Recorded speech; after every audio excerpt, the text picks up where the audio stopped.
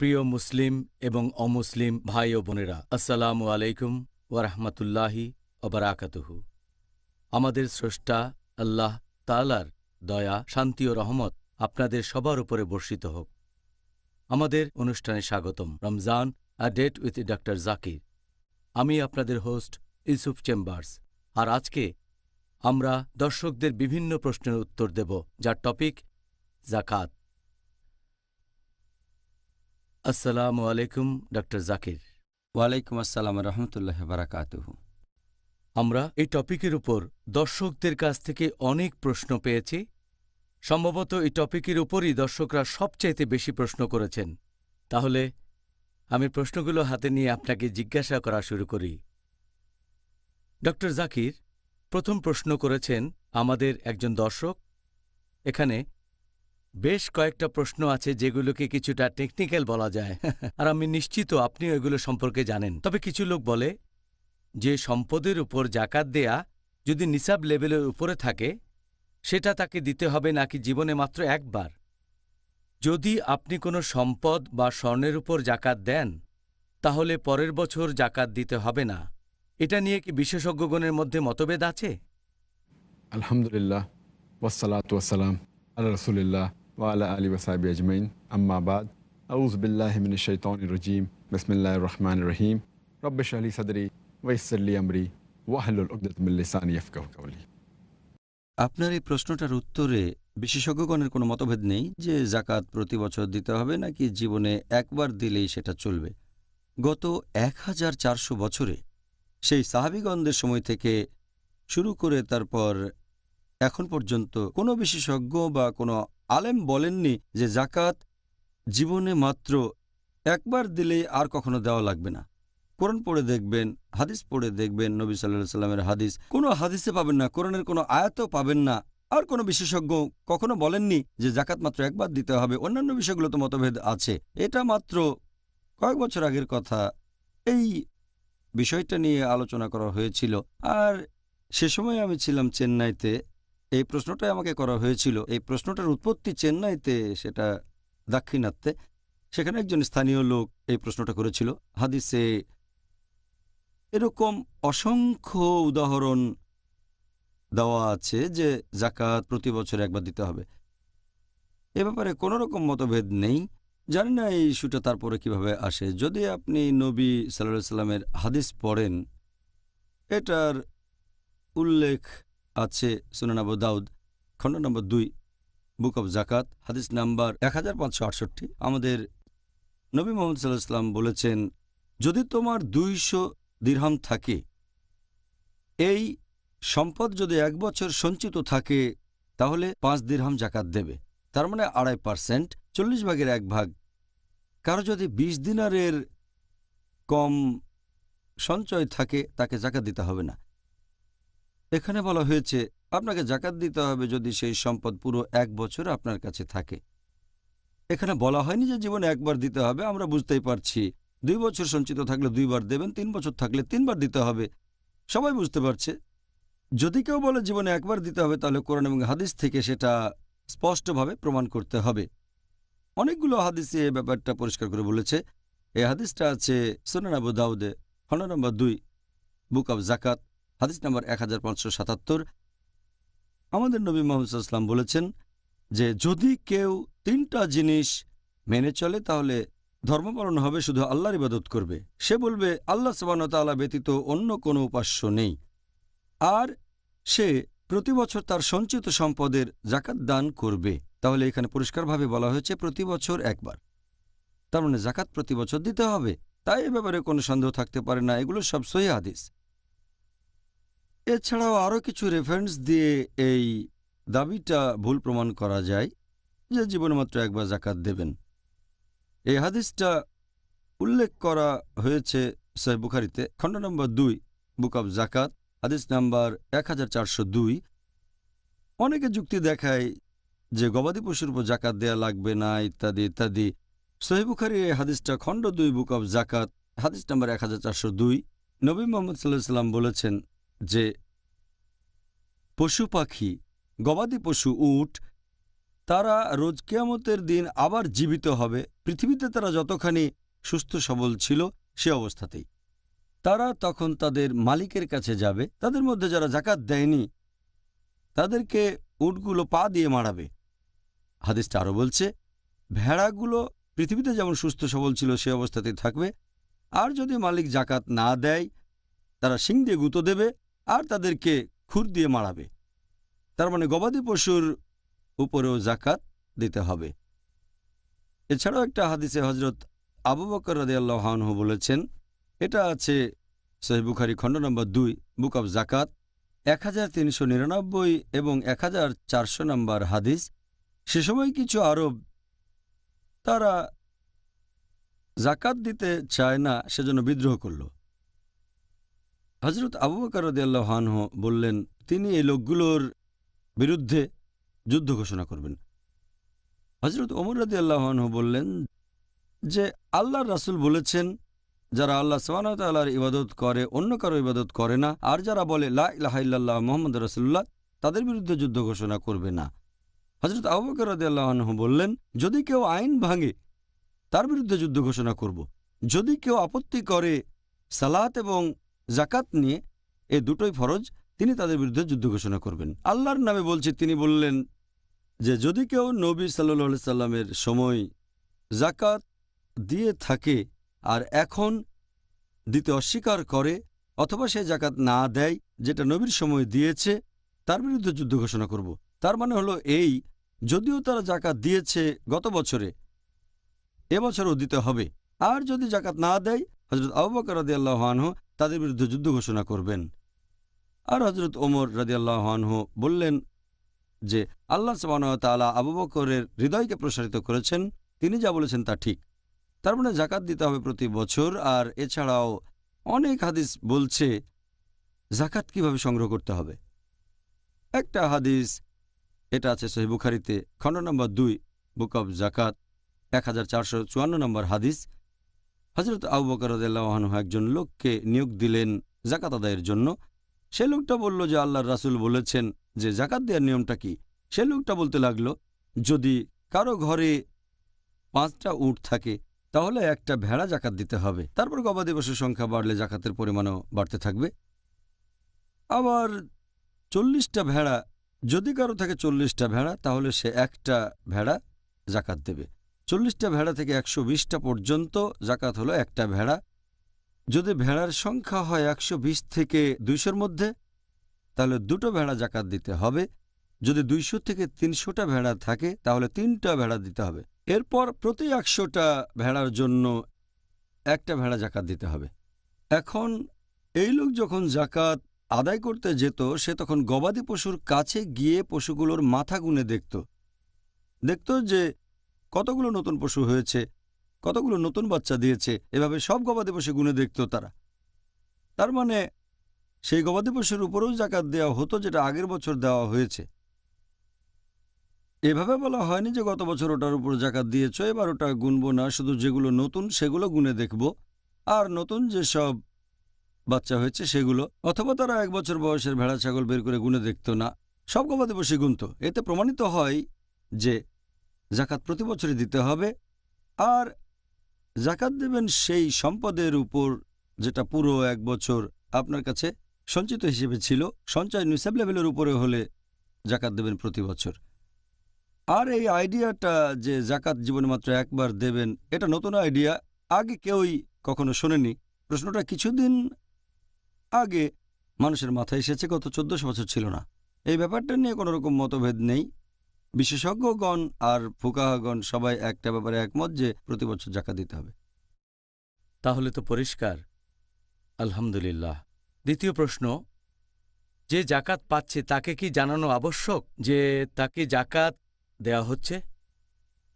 যাকে জাকাত দেওয়া হচ্ছে তাকে এটা জানানো আবশ্যক না যে তাকে জাকাত দেওয়া হচ্ছে। আপনি যদি শিওর হন আপনি যে লোককে জাকাত দিচ্ছেন সে কোরআনে উল্লেখিত 8টা ক্যাটাগরির মধ্যে যদি পড়ে, ফুকারা, মাসাকিন, এ ধরনের 8টা ক্যাটাগরির মধ্যে যদি পড়ে, তাহলে তাকে জাকাত দিতে পারেন। আর এটা আবশ্যিক না যে তাকে জানাতেই হবে এটা জাকাত। যদি আপনার সন্দেহ থাকে সে এই ক্যাটাগরিতে পড়ে কিনা, তাহলে একটু খোঁজ খবর নিয়ে দেখেন।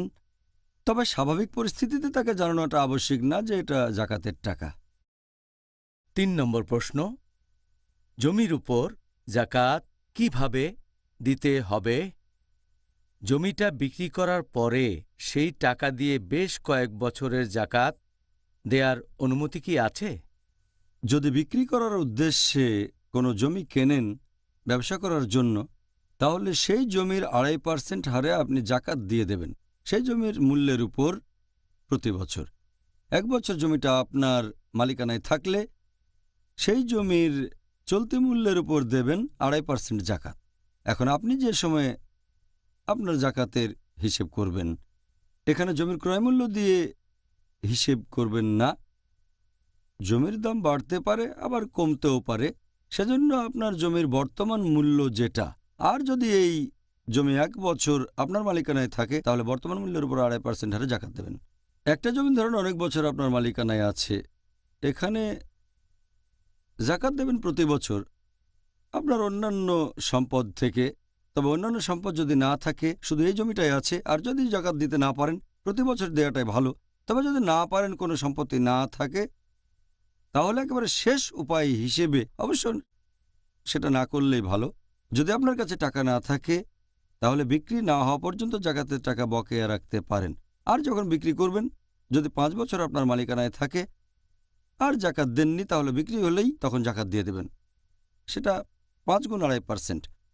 তবে প্রতি বছর জমিটার দাম হিসেব করতে হবে আপনাকে অবশ্যই। প্রথম বছরে হয়তো ছিল এক্স, দ্বিতীয় বছরে ওয়াই, তৃতীয় বছরে জেড, এভাবে প্রত্যেক বছরের দামটা হিসেব করবেন, তারপর সেই বছরের 2.5% বের করবেন। এভাবে সবগুলো যোগ করবেন 2.5% করে 5 বছর, তারপর জমি বিক্রি হলে জাকাত দিয়ে দেবেন। সবচেয়ে ভালো হচ্ছে তাড়াতাড়ি জাকাত দিয়ে দেওয়া। ধন্যবাদ ডক্টর জাকির। এবারে পরের প্রশ্ন, 4 নম্বর প্রশ্ন, কিছু লোক বাসস্থানের উপরে ইনভেস্ট করে কারণ তারা ব্যাংকে টাকা রাখতে চায় না, কিন্তু তারা বলে যে বাসস্থানের ক্ষেত্রে জাকাত দিতে হবে শুধুমাত্র এর ভাড়ার উপরে, বাসস্থানের আসল মূল্যের উপর দিতে হবে না। এই ব্যাপারটা সম্পর্কে আপনি কি মতামত দেবেন? এ ব্যাপারে যদি বেশিরভাগ বিশেষজ্ঞের কথা বলেন, তারা যেটা বলে থাকেন যে জমিটা যদি বিক্রি করা বা কেনা হয় লাভের উদ্দেশ্যে, এ ব্যাপারে সব বিশেষজ্ঞই এক বাক্যে বলেন এটার উপরে জাকাত দিতে হবে। আগের প্রশ্নের উত্তরেও বলেছি, যখনই 1 বছর পূর্ণ হয়ে যাবে আপনি যে জমিটা কিনেছেন সেটার জাকাত দিতে হবে। তবে যদি জমি থাকে আর সেটা ভাড়া দেন, একটা বাড়ি কিনলেন তারপর সেটা ভাড়া দিলেন, বেশিরভাগ বিশেষজ্ঞ বলেন যে বাড়ির মূল্যের উপর জাকাত ধরা যাবে না। জাকাত দেবেন যে ভাড়াটা পাচ্ছেন তার উপরে। আপনি ভাড়া পেলেন, সেই টাকা যদি আপনার কাছে 1 বছর সঞ্চিত থাকে আর যদি নিসাব লেভেলের উপরে হয়, তাহলে জাকাত দেবেন ভাড়ার উপরে, সেই বাড়ি, ফ্ল্যাট বা জমির দামের উপরে না। কিন্তু এখনকার দিনে বেশিরভাগ লোক ইনভেস্টমেন্টের জন্য জমি কেনে, তারপর সেটা ভাড়া দেয়। তাহলে সমস্যাটা হচ্ছে যে লোকে জমি কিনে তারপর সেটা ভাড়া দিচ্ছে। তবে যদি মনে করে 4-5 বছর পরে জমির দাম বেড়ে গেলে সেটা বিক্রি করে দিতে পারবে, এখন জমিটা খালি ফেলে রাখবে না, সেজন্য তারা ভাড়া দেয় অন্য লোকের কাছে যার ফ্ল্যাটের প্রয়োজন আছে। এখন তাকে জাকাত দিতে হবে কি হবে না, এটা নিয়ে কিছু মতভেদ আছে, বিশেষজ্ঞগণের মতভেদ। কিছু বিশেষজ্ঞ বলেন ঠিক আছে, ভাড়ার উপরে জাকাত দেবেন যদি 1 বছরের বেশি আর নিসাব লেভেলের উপরে থাকে। যখন বিক্রি করবেন তখন জমির দামের উপর আপনি 2.5% হারে জাকাত দিয়ে দেবেন। তবে কিছু বিশেষজ্ঞ আছেন যারা কথা বলেন না, এ মতের সাথে একমত না। তারা বলেন যে আপনি যদি জমি কেনেন আর সেটা কাউকে ভাড়াও দেন, সেই জমিটার মূল্য বাজারে জমিটার অথবা ফ্ল্যাটের মূল্যের উপরে প্রতি বছর জাকাত দেবেন। ইবনে আকিলের মতো বিশেষজ্ঞগণ কথা বলেছেন। ইবনুল আরাবি, ইবনে আকিল হলেন হাম্বলি, ইবনুল আরাবি তিনি আবার মালিকি, শেখ আবু জোহরা ইনি হানাফি, আব্দুর রহমান আল হাসান, শেখ আব্দুল ওয়াফ খালাফ তিনি বর্তমানের একজন বিখ্যাত আলেম, শেখ ইউসুফ আল কারদাভি, এরকম আরও অনেক বিশেষজ্ঞ বলেছেন যদি কোনো লোক অনেকগুলো ফ্ল্যাট কিনে সেগুলো ভাড়া দেয়, তাহলে তাকে সেই ফ্ল্যাটের দামের উপরেও জাকাত পরিশোধ করতে হবে। কিন্তু একজন গরিব লোক, তার কোনো উপার্জন নেই, কোনো ব্যবসা নেই, আছে মাত্র একটা বাড়ি যেখানে সে থাকে, আরেকটা বাড়ি থেকে ভাড়া পায়, এখানে সবাই একমত যে সে ভাড়ার উপরে জাকাত দেবে যদি সঞ্চয় নিসাব লেভেলের উপরে থাকে। তবে অনেক ধনী লোক আছে যাদের অনেক ফ্ল্যাট, তারা এই ফ্ল্যাটগুলো কিনে সেগুলো ভাড়া দিয়েছে, এরকম প্রচুর সম্পদ আছে। তারা যদি বেশিরভাগ বিশেষজ্ঞগণের সাথে একমত হন যে জাকাত দিতে হবে শুধু ভাড়ার উপরে, ধরেন একজন লোকের 100টা ফ্ল্যাট, আর তারপর দাম পড়েছে হয়তো হাজার হাজার ডলার, আর যে ভাড়া পায় সেটা দিয়ে তার ব্যক্তিগত চাহিদাগুলো মিটে যায়, আর 1 বছর ঘোরার আগে, ভাড়া পাওয়ার আগেই সে আরেকটা ফ্ল্যাট কিনল। তাহলে যদি তার স্বর্ণের গহনাগাটি না থাকে, তখন তার জাকাতই দেওয়া লাগবে না। ধরেন 100টা ফ্ল্যাট আস্তে আস্তে হলো 110, 120, 130, হয়তো বা সেই লোক বোম্বের সবচেয়ে ধনী মানুষদের একজন হয়ে গেল, বা অন্য শহরে তার কাছে হয়তো শহরের অর্ধেক সম্পত্তি আছে, অর্ধেক সম্পদ তার। এখন যদি বলেন প্রতি বছর জাকাত দিতে হবে না, সে হয়তো একজন কোটিপতি, শহরের অর্ধেক হয়তো তারই, অথবা 4 ভাগে 3 ভাগই সে ভাড়া পাচ্ছে।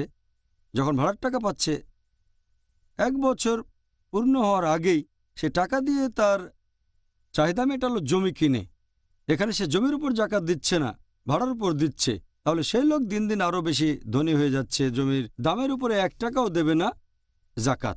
সেজন্য আমি কম সংখ্যক বিশেষজ্ঞগণের সাথে একমত, যেমন ইবনুল আরাবি, ইবনে আকিল, শেখ আবু জহরা, শেখ ইউসুফ আল কারদাভি, এই বিশেষজ্ঞগণ বলেছেন যদি কারো মালিকানায় এরকম অনেক জমি থাকে আর তারা সেখানে বাড়ি বানিয়ে ভাড়া দেয়, তাহলে তাকে সেই জমির বর্তমান মূল্যের উপরেও জাকাত দিতে হবে।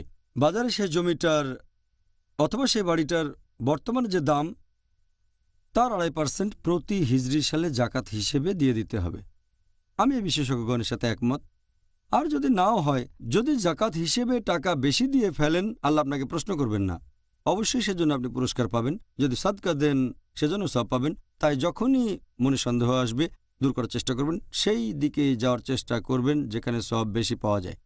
কারণ জাকাতের পরিমাণটা কম, কিন্তু যদি বেশি দিয়ে দেন, আল্লাহ খুশি হবেন।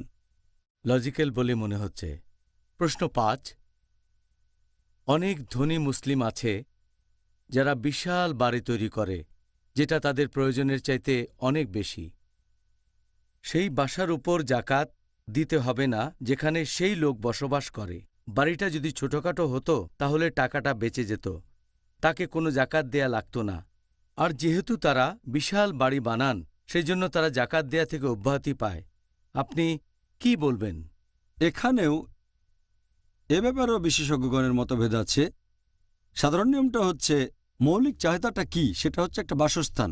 সেই বাসস্থানে আপনি আশ্রয় পাবেন, থাকবেন নিরাপদে গরম, ঠান্ডা, বৃষ্টি থেকে, এগুলোই মৌলিক চাহিদা। আর আপনি যে বাসায় থাকবেন সেটার উপর জাকাত দিতে হবে না, এটা নিয়ে কোনো মতভেদ নেই। তবে পরিস্থিতি যদি এরকম হয়ে যায় যে কেউ বানিয়েছে একটা প্রাসাদ, তার স্ত্রী আর 3-4 জন ছেলে মেয়ের জন্য লাগবে 2টা রুম, 3টা রুম, 4টা রুম, 6 রুম, কতগুলো, কিন্তু যদি থাকে প্রাসাদ যেটার সমান হয়তো 10টা সাধারণ বাড়ি, সেটার উপরে তাকে কি জাকাত দিতে হবে? এখানেও বেশিরভাগ বিশেষজ্ঞ তারা বলেন যে আপনি যে বাড়িতে থাকবেন সেটার উপরে জাকাত দিতে হবে না। তবে এটা পড়বে আরেকটা ক্যাটাগরিতে, যার নাম ইসরাফ। আল্লাহ পবিত্রকরণে বলেছেন সূরা ইসরা অধ্যায় নম্বর 17 আয়াত নম্বর 26 ও 27 যে তোমরা অপব্যয় করো না, অপচয় করো না, কারণ যারা অপব্যয় করে তারা হচ্ছে শয়তানের ভাই। আল্লাহ বলেছেন সূরা ফুরকান অধ্যায় নম্বর 25 আয়াত নম্বর 67 যে এরা হলো বিশ্বাসী যারা ব্যয় করতে কার্পণ্য করে না, আবার অপচয়ও করে না, মেনে চলে মধ্যম পন্থা। তাহলে অপচয় করা হারাম ইসলামে, তাই এ ধরনের প্রাসাদ বানানো সম্পূর্ণ নিষিদ্ধ। কেউ বলে হারাম, কেউ বলে মাকরু, সেটা যাই হোক না কেন। তবে যেহেতু সেখানে থাকছেন, তাই বেশিরভাগ বিশেষজ্ঞ বলেন জাকাত দিতে হবে না। কিন্তু এখানেও সেই বিশেষজ্ঞগণ ইবনে আকিল, ইবনুল আরাবি, শেখ আবু জহরা, শেখ আব্দুল ওয়াফ খালাফ, শেখ আব্দুর রহমান আল হাসান, শেখ ইউসুফ কারদাভি, এই বিশেষজ্ঞগণ বলেন যে কেউ যদি বানায় প্রাসাদ যেটা মৌলিক চাহিদার চেয়ে অনেক বেশি, চাহিদা মিটিয়েও অনেক বেশি, তাহলে এটা অতিরিক্ত সম্পদ। আর আমি আপনার সঙ্গে একমত, এই টাকা দিয়ে 10টা বাড়ি কিনে একটাতে থাকতে পারেন, তাহলে বাকি 9টা বাড়ির উপরে জাকাত দিতে হতো। যেহেতু বাড়িটা অনেক দামি, সেজন্য বিশেষজ্ঞগণ বলেন যে এই বাড়ির উপরেও জাকাত দিতে হবে। অথবা সেই লোকের অনেকগুলো বাড়ি আছে, বাড়িগুলোর উপরে জাকাত দেবে, আমি এটার সাথে একমত। আর যদি জাকাত নাও হয়, সেই ধনী লোক সে যদি 2.5% আর জাকাত দেয়, এটা তার জন্যই ভালো। শেষ বিচারের দিনে এই কাজগুলো তার পক্ষে কথা বলবে, আর সেজন্য আমার মতে এরকম বাড়ির উপরে জাকাত দিতে হবে, এটা বেশি ভালো। অনেক ধন্যবাদ ডক্টর জাকির। পরের প্রশ্নটাও করেছেন একজন দর্শক। কিছু মুসলিম আছে যারা অনেক ধনী, আর তাদের আছে অনেকগুলো কোম্পানি আর ফ্যাক্টরি আর অনেক সম্পদ। এখন তাদেরকে কি যাবতীয় সম্পদের উপর জাকাত দিতে হবে যেগুলোর তারা মালিক, নাকি শুধুমাত্র পণ্যদ্রব্যের উপর জাকাত দিতে হবে? এই ব্যাপারটা নিয়েও মতভেদ আছে, তবে সাধারণ নিয়মটা হচ্ছে আপনি আপনার ব্যবসার বিভিন্ন মালপত্রের উপর জাকাত দেবেন যেগুলো কেনাবেচা করবেন, তবে আপনার ব্যবসার জায়গাটার উপরে জাকাত দেবেন না। যাতায়াতের জন্য যানবাহন ব্যবহার করলে সেটার উপর জাকাত দিতে হবে না। এখানে শুধু ব্যবসায় ব্যবহৃত মালপত্রের উপর জাকাত দেবেন। তবে যদি এমন হয় যে কোনো মুসলিমের অনেক কোম্পানি আছে, অনেক ফ্যাক্টরি আছে, সে হয়তো লক্ষ লক্ষ ডলারের মালিক, সে কি শুধু মালপত্রের উপরে জাকাত দেবে নাকি সব সম্পদের উপর? এখানেও একদল বিশেষজ্ঞ বলেন যেহেতু সে অনেক ধনী আর কোম্পানি অনেক বড়, সাধারণত ধনী লোকজন যেটা করে তারা একটা কোম্পানি খোলে, সেখান থেকে যে লাভ করে সেটা ঘরের ভেতর রেখে দেয় না, লকারে রেখে দেয় না, অথবা স্বর্ণ কিনে রাখে না, আরেকটা ফ্যাক্টরি কিনে। এটা ইনভেস্টমেন্ট। তাহলে যার কয়েকটা ফ্যাক্টরি আছে, হয়তো সে মাসে লক্ষ লক্ষ ডলার আয় করে, ব্যবসা চালু করার 3-4 মাস পরে সে আরও একটা কোম্পানি বানালো, আর তার আয় তখন আরও বাড়লো, আরেকটা ফ্যাক্টরি বানালো। সে যদি শুধু মালপত্রের উপর জাকাত দিয়ে থাকে, তার সম্পদের তুলনায় এই মালপত্র খুবই সামান্য, কিন্তু সেই ফ্যাক্টরির দাম হবে হয়তো কয়েকশো কোটি ডলার। আমি এখানে সেই বিশেষজ্ঞগণের সাথে একমত যারা বলেন যদি কোনো লোকের অনেকগুলো ফ্যাক্টরি থাকে, তাকে জাকাত দিতে হবে পুরো সম্পত্তির উপরেই, ফ্যাক্টরি আর জমির উপরেও জাকাত দিতে হবে। আমাদের নবী মুহাম্মদ সাল্লাল্লাহু আলাইহি ওয়াসাল্লাম বলেছেন, এটা আছে সহিহ বুখারীতে, খণ্ড নম্বর 7, হাদিস নম্বর 5672। নবী বলেছেন যে কোনো লোক যেসব কাজে ব্যয় করে তার সবকিছুর জন্যই সে পুরস্কার পাবে, শুধুমাত্র বাড়ি বানানোতে যেটা ব্যয় করে সেটা বাদে, তাহলে বাড়িঘর বানানোর প্রতিদান পাবেন না। এছাড়াও আরেকটা হাদিস আছে সহিহ বুখারীতে, খণ্ড নম্বর 4, হাদিস নাম্বার 3185। আমাদের নবী মুহাম্মদ সাল্লাল্লাহু আলাইহি ওয়াসাল্লাম বলেছেন যে আমি আমার উম্মতদের দারিদ্র্য নিয়ে অতটা চিন্তিত নই যতটা চিন্তিত তাদের উন্নতি আর সমৃদ্ধি নিয়ে। কারণ আগেকার দিনে অনেক জাতি ধ্বংস হয়ে গেছে শুধুমাত্র বিলাসিতার জন্য। তারা প্রতিযোগিতা করত। আমি আমার উম্মতদের বিলাসিতা নিয়ে চিন্তিত যে তারা অন্যের প্রতিযোগিতা করবে, আর যেভাবে আগের জাতিগুলো ধ্বংস হয়েছে সেভাবে তারাও ধ্বংস হবে। নবী এইসব বিলাসিতার ব্যাপারে চিন্তিত ছিলেন যে এরকম বিশাল বিশাল প্রাসাদ বানাবেন, বড় বড় ফ্যাক্টরি বানাবেন। আর এখানে একটা উদাহরণ দিচ্ছি। ধরেন এরকম একটা ঘটনা যে কিছু শেয়ার কিনলেন স্টক মার্কেটে, হালাল স্টক, হালাল শেয়ার, যেটা হচ্ছে হালাল কোম্পানি। এখন বিশেষজ্ঞগণকে জিজ্ঞেস করেন এই শেয়ারের উপর কি জাকাত দিতে হবে, তারা বলবেন হ্যাঁ। শেয়ারটার যে মূল্য এনএভি, নেট অ্যাসেট ভ্যালু, সেটার উপর জাকাত দিতে হবে। যখন আপনি কোনো কোম্পানির শেয়ার কিনছেন, সেই শেয়ারের দামের মধ্যে কোম্পানির সব সম্পত্তি আছে, দামটা শুধু মালপত্রের না। তাহলে যখন শেয়ার কিনছেন স্টক মার্কেট থেকে একটা কোম্পানির, তখন সেই শেয়ারের পুরো দামের উপরে জাকাত দিচ্ছেন। যদি একটা কোম্পানি সম্পূর্ণভাবে একজন মালিকানায় থাকে, তার মানে সে হলো কোম্পানির একমাত্র শেয়ার হোল্ডার। স্টক মার্কেটে যখন 1-2% শেয়ার কিনছেন, সেই 1-2%-এর পুরো জাকাত দিচ্ছেন। এটার মধ্যে আছে জমির দাম, সবকিছু। এখানে পুরো কোম্পানিটা তার, কিন্তু জাকাত দেবেন শুধু মালপত্রের। এভাবেই পার্থক্যটা দেখানো যেতে পারে। শেয়ারের ক্ষেত্রে পুরো সম্পদের উপর জাকাত দিচ্ছেন, একইভাবে কোম্পানির মালিক হলেও পুরো সম্পদের উপর জাকাত দেবেন। আর ইনশাল্লাহ এতে করে লোকের সম্পদ আরও বাড়বে। সওয়াবও বাড়বে ইনশাআল্লাহ।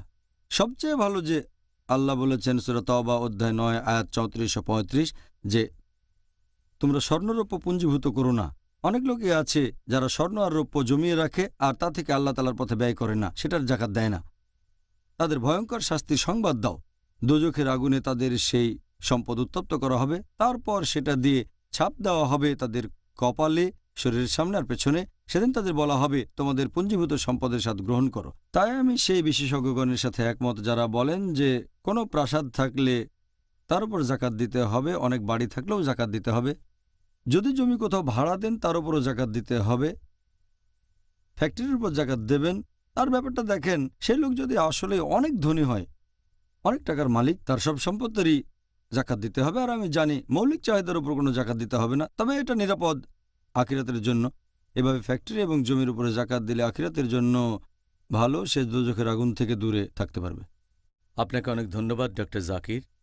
একজন মহিলা, ধরেন তার কোনো সম্পদ নেই, শুধু কিছু অলংকার আছে। সেই অলংকারের উপর জাকাত দিতে হলে তার কিছু অলংকার কি বিক্রি করা উচিত? যদি অলংকার বা গহনার কথা বলেন, যদি স্বর্ণ হয় আর যদি সেটা নিসাব লেভেলের উপরে থাকে, 85 গ্রাম স্বর্ণ বা তার চেয়ে বেশি, তাহলে জাকাত বাধ্যতামূলক। যদি রৌপ্য হয় তাহলে পরিমাণ হবে 595 গ্রাম অথবা তার বেশি। যদি নিসাব লেভেলের উপরে থাকে তাহলে জাকাত বাধ্যতামূলক। আপনি অন্যান্য সম্পদ থেকেও জাকাত দিতে পারেন অথবা গহনা থেকেও দিতে পারেন। যদি অন্য কোনো উৎস থাকে সেখান থেকে দেবেন প্রত্যেক বছরই 2.5% সেই স্বর্ণ অথবা রৌপ্য গহনার যে দাম আসে। যদি টাকা না থাকে তাহলে তার হয়ে অন্য কোনো আত্মীয় দিয়ে দিতে পারে, হতে পারে তার বাবা, ভাই, মা, যে কোনো আত্মীয় দিতে পারে। তবে যদি তার টাকা বা আত্মীয় স্বজন না থাকে তাহলে সেই গহনার কিছু অংশ বিক্রি করতে হবে। ধরেন সে তার গহনা থেকে 2.5% বিক্রি করে সেখান থেকে জাকাত দিল, এটা বাধ্যতামূলক অবশ্যই দিতে হবে প্রত্যেক বছর। আচ্ছা, ধন্যবাদ। এবারে পরের প্রশ্নটা হল, যদি প্রতি বছর 2.5% জাকাত দেওয়া হয় সঞ্চয় বা অলংকারের উপর প্রত্যেক হিজরি বছরে, তাহলে 40 বছর পরে তার কোনো সম্পদই থাকবে না। প্রশ্নটা কি ঝামেলা করবে? অনেক মানুষই ভাবে এভাবে যদি 2.5% হারে জাকাত দেন, 2.5 গুণ 40 সেটা হয়ে যাবে 100%। প্রতি বছর যদি 2.5% জাকাত দেন তাহলে 40 বছর পরে আপনার কিছুই থাকবে না। আসলে এখানে যুক্তিটা বেশ দুর্বল, কারণ জাকাত দিবেন সেই সঞ্চয় থেকে যেটা পুরো 1 বছর আপনার কাছে। তাহলে যদি ধরেন কারো কাছে হয়তো 100 গ্রাম স্বর্ণ আছে, তাকে প্রথম বছর জাকাত দিতে হবে 2.5%, তার মানে 2.5 গ্রাম স্বর্ণ। পরের বছর সে 97.5 গ্রামের উপরে জাকাত দেবে 2.5% হারে, 100 গ্রামের উপরে না। তখন সেটা 2.5 গ্রাম স্বর্ণ কম হবে। তাহলে এভাবে 40 বছরের বেশি পার হয়ে যাবে। তার সম্পদ কখনোই পুরোপুরি শেষ হবে না, কখনোই না। এমনকি এটা কয়েকশো বছর, শত শত বছর ধরে জাকাত দিলেও শেষ হবে না। জাকাতের পরিমাণ কমতে থাকবে, কিছু অংশ অবশিষ্ট। আর এছাড়াও সম্পদটা যখন নিসাব লেভেলে পৌঁছাবে, যদি কয়েক বছর ধরে 2.5% জাকাত দিয়ে যান, বেশ কয়েক বছর দিলেন, হয়তো 5, 10, 15 বছর,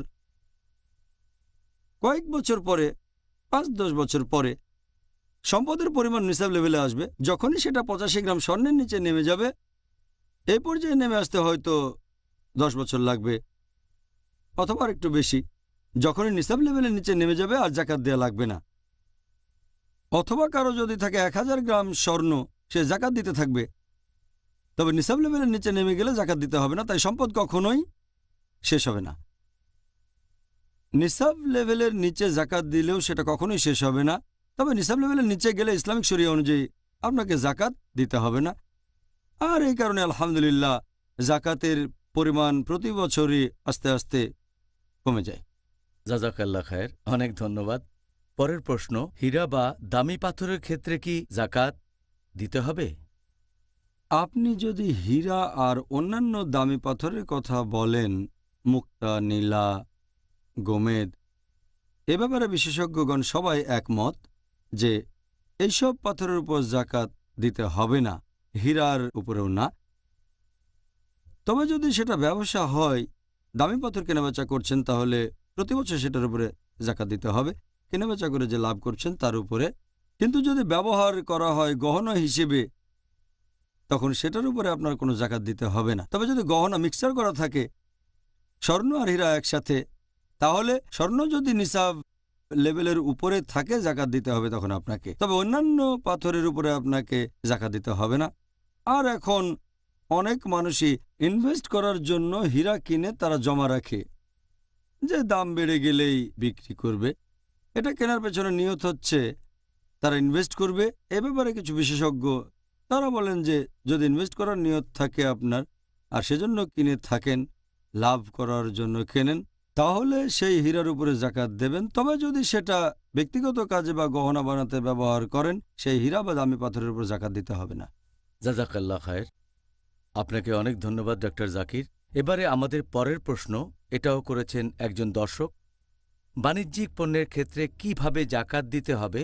এটা কি দিতে হবে সেই পণ্যের ক্রয়মূল্যের উপর, নাকি জাকাত দেব পণ্যের বিক্রয় মূল্যের উপর? যদি কোনো মালপত্র কেনার কথা বলেন যেটা বিভিন্ন কাজে ব্যবহার হতে পারে, এখানে যে লোক সে মালপত্র কিনেছে সে তার দাম বের করবে, সেটা থেকে অবচয় বিয়োগ করে অবশিষ্ট জিনিসের জাকাত দেবে। সেখানে পরিমাণ যা আছে, জমি হলে দাম বাড়তে পারে আবার কমতেও পারে, যন্ত্রপাতি হলে অবচয় বাদ যাবে। তবে এখানে বলা হচ্ছে ব্যবসায়িক মালপত্রের কথা। একজন লোক বিক্রি করার উদ্দেশ্যে কিছু জিনিস কিনলো, এখন সে কি জাকাত দেবে কেনা দামের উপরে নাকি বিক্রি করা দামের হিসেব করে জাকাত দেবে? এখানে বিশেষজ্ঞগণের মতভেদ আছে। শেখ সালেহ আল মুনাজ্জিদের মতে তিনি বলেছেন যে বিক্রির উদ্দেশ্যে কোনো মালপত্র কিনলে, পাইকারি বিক্রেতা হলে আপনি বিক্রির টাকার উপর জাকাত দেবেন, তার মানে বিক্রির টাকা। খুচরা বিক্রেতা হলে খুচরা বিক্রির উপর হিসেব করে আপনার জাকাত দিতে হবে। যদি দুটোই করেন তার উপরে, তখন হিসেব করে জাকাত দেবেন।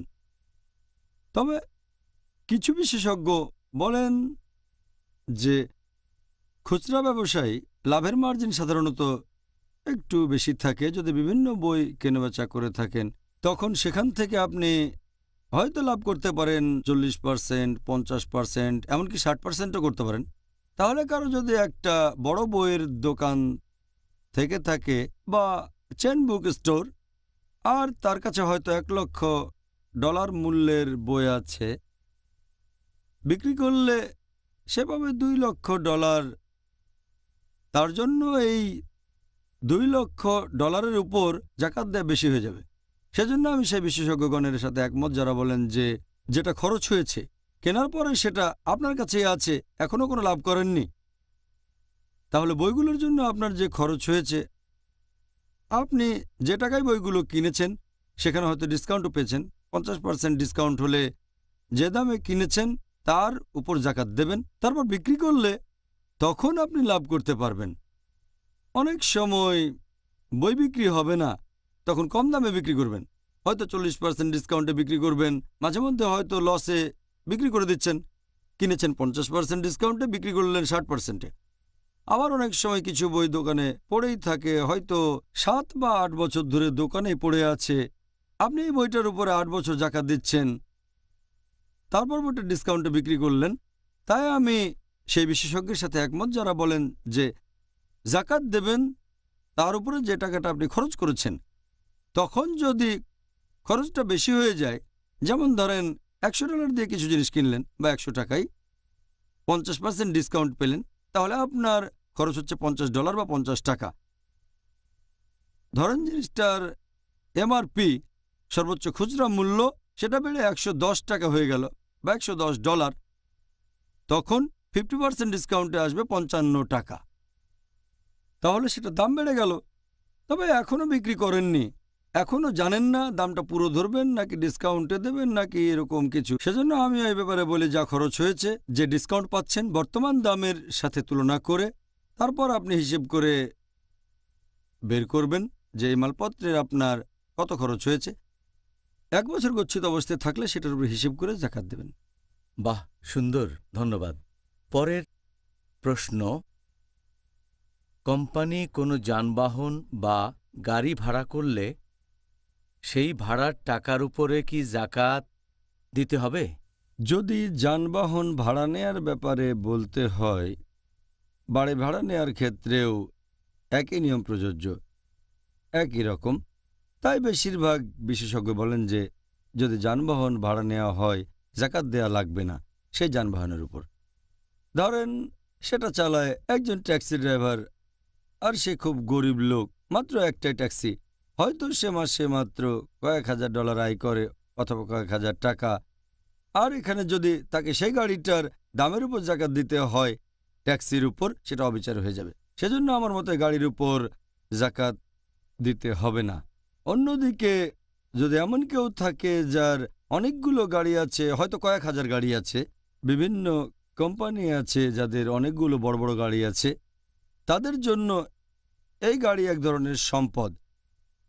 গাড়িগুলো ভাড়া দিয়ে তারা প্রতি মাসে আরও নতুন নতুন গাড়ি কিনতে পারে।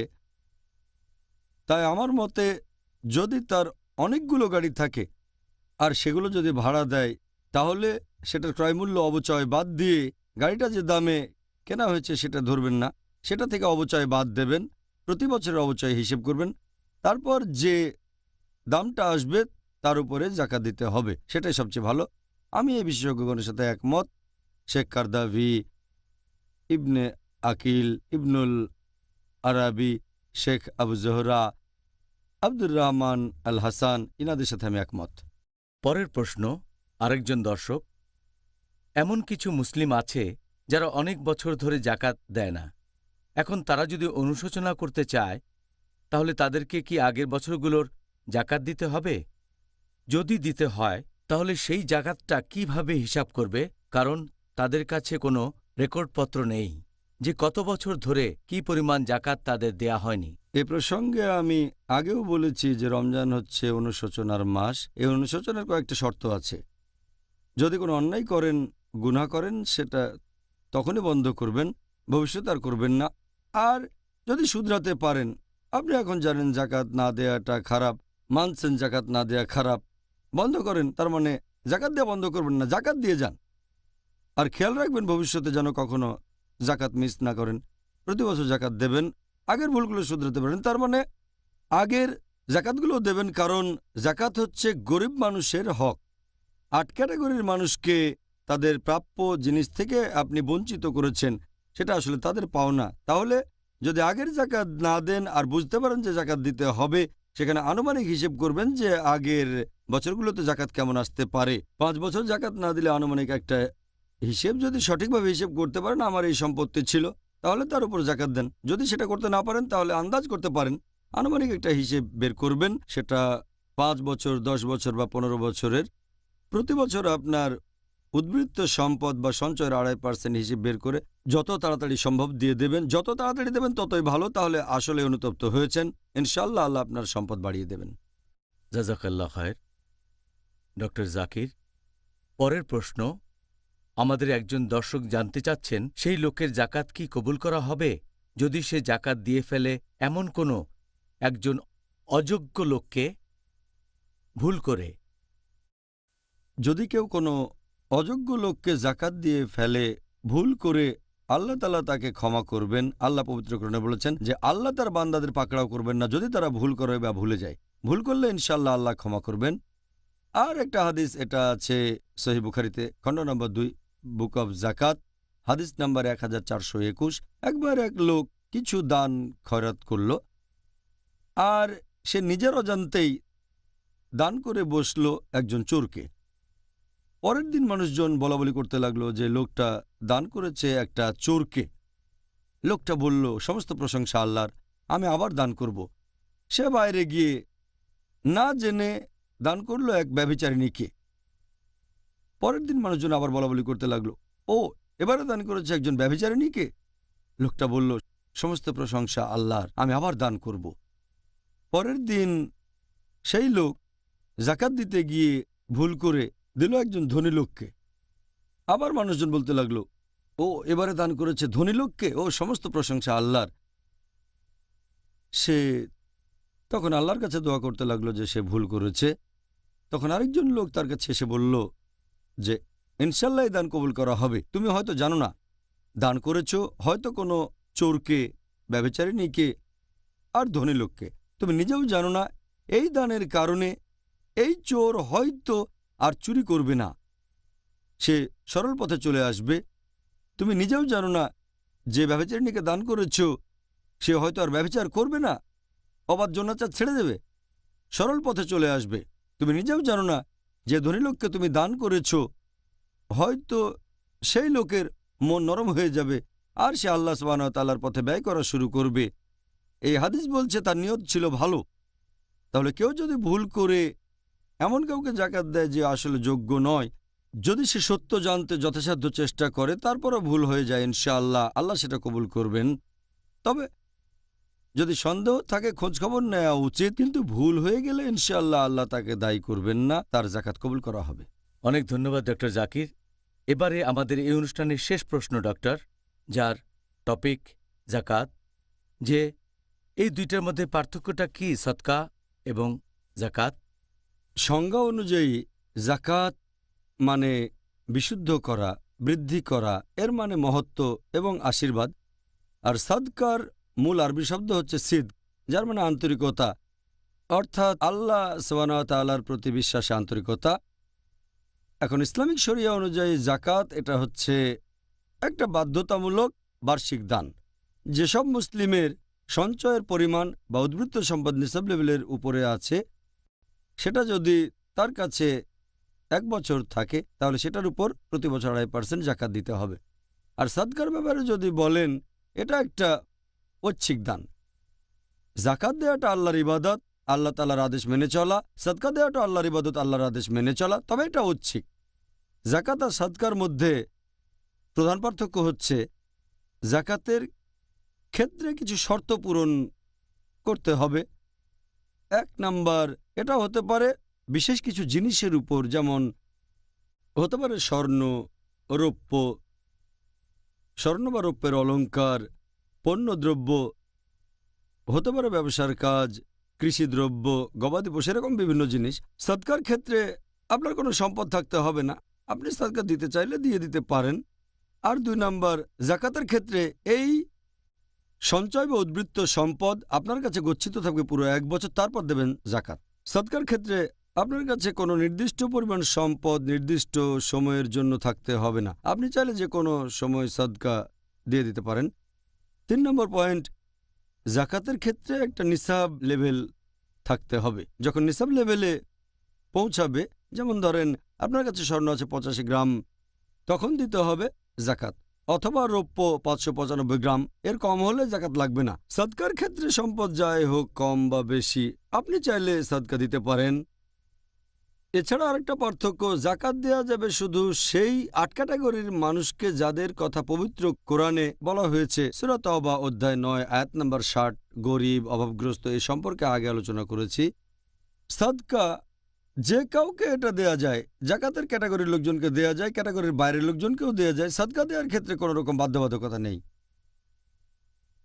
5 নাম্বার পয়েন্ট, ধারণ করার জন্য জাকাত দেওয়াটা ফরজ ছিল, কিন্তু জাকাত না দিয়ে মারা গেল, তাহলে দায়িত্ব হবে তার সন্তানদের যেন সেই জাকাত পরিশোধ করা হয়। যদি তার সম্পত্তি ভাগাভাগি করা হয় তাহলে ভাগে যাওয়ার আগে আদায় করতে হবে সেই জাকাত। এটা হচ্ছে একটা দায়। সদকার ক্ষেত্রে কেউ সদকা না দিয়ে নিয়ত করে মারা গেলে সন্তানদের সেটা পূরণ করতে হবে না। নিয়ত ছিল বাবার, সন্তানরা পূরণ করতে পারে, এটা ঐচ্ছিক। 6 নাম্বার, যদি জাকাত না দেয় এটা ইসলামের স্তম্ভ, ফরজ কাজ, এটা আবশ্যিক, না দিলে শাস্তি পাবেন। আল্লাহ বলেছেন সূরা তাওবা অধ্যায় 9 আয়াত নম্বর 34 ও 35, দোজখের আগুনে উত্তপ্ত করা স্বর্ণ দিয়ে তাদের ছাপ দেওয়া হবে যারা তাদের সম্পদের জাকাত দেয়নি। সদকার ক্ষেত্রে ব্যাপারটা এরকম না। 7 নম্বর পয়েন্ট, নির্ভরশীল কাউকে জাকাত দেয়া যাবে না।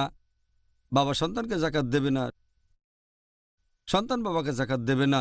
সদকার ক্ষেত্রে বাবা সন্তানকে সদকা দিতে পারে, সন্তানও বাবাকে দিতে পারে, নির্ভরশীল হোক বা না হোক। 8 নম্বর, বেশিরভাগ ক্ষেত্রে ধনী আর স্বাস্থ্যবান কাউকে জাকাত দেয়া যাবে না, কিন্তু সদকা ধনী বা স্বাস্থ্যবানদের দেয়া যাবে। তারপর অমুসলিমদের জাকাত দেয়া যাবে না, কিন্তু অমুসলিমদের সদকা দেয়া যেতে পারে। এ হচ্ছে জাকাত এবং সদকার মধ্যে প্রধান 12টা পার্থক্য। তাহলে আপনাকে অনেক ধন্যবাদ ডক্টর জাকির। আমাদের অনুষ্ঠান এখানেই শেষ। আমি আশা করছি আমাদের দর্শকরা খুব ভালোভাবেই বুঝতে পেরেছেন এই জাকাত জিনিসটা কি, কে জাকাত গ্রহণ করবে, আর এই জাকাতের পরিমাণ কিভাবে হিসাব করা হয় ইত্যাদি, যেগুলোর ভিত্তি হল আমাদের নবী মুহাম্মদ সাল্লাল্লাহু আলাইহি সাল্লামের সহি হাদিস আর অবশ্যই আল্লাহ সুবহানাহু ওয়া তাআলা প্রেরিত আসমানি কিতাব পবিত্র কোরআন, যেটা এসেছে পুরো মানুষ জাতির জন্য। জাযাকাল্লাহ খায়ের ওয়াইয়াকুম। ডক্টর জাকির। তাহলে ভাই ও বোনেরা, আমরা আমাদের এই অনুষ্ঠানের শেষ পর্যায়ে চলে এসেছি। আর আজকের অনুষ্ঠানে আমরা চেষ্টা করেছি আপনাদের পাঠানো গুরুত্বপূর্ণ সব প্রশ্নগুলো নিয়ে আলোচনা করতে, যেগুলো আপনারা পাঠিয়েছেন ইমেইলে এবং অন্যান্য বিভিন্ন পদ্ধতিতে, যেমন পোস্ট করার মাধ্যমে।